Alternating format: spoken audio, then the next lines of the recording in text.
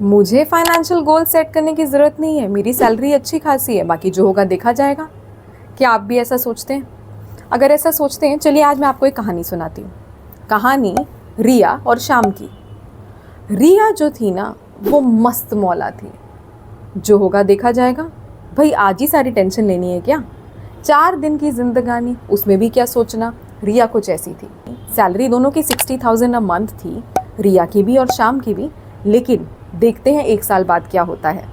तो रिया 1 साल तक अपनी ज़िंदगी अपने हिसाब से जीती थी और बिना सोचे समझे जीते जीते जीते जीते साल के एंड में जब रिया का बैंक अकाउंट चेक हुआ तो सिर्फ 20,000 रुपये बचे। और सोचने वाली बात पता है क्या है? रिया को खुद को नहीं पता कि बाकी पैसा गया कहाँ। आइए श्याम की तरफ। श्याम बहुत डेडिकेटेड, उसको इतना पता था कि मेरे सारे भाई बहनों की जिम्मेदारी मेरे ऊपर है बिकॉज मेरे पेरेंट्स नहीं हैं।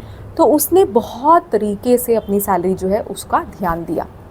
उसके दिमाग में एक और गोल था कि यार एक एक्टिवा तो होनी चाहिए, और एक्टिवा के साथ साथ मुझे उसकी एक्सेसरीज़ और मुझे कई और चीज़ें खरीदनी है। तो मुझे बेसिकली 1 लाख रुपये at the end of the year तो चाहिए on purchasing these things which I have in mind.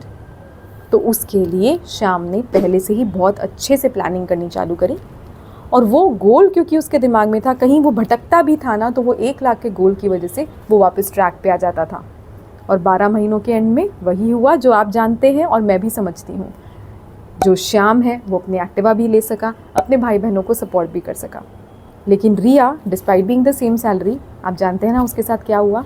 तो ये है फाइनेंशियल गोल्स की इम्पोर्टेंस। जब आपके दिमाग में एक गोल सेट होता है तो आप अपने फाइनेंस को वैसे प्रूडेंटली मैनेज करते हैं।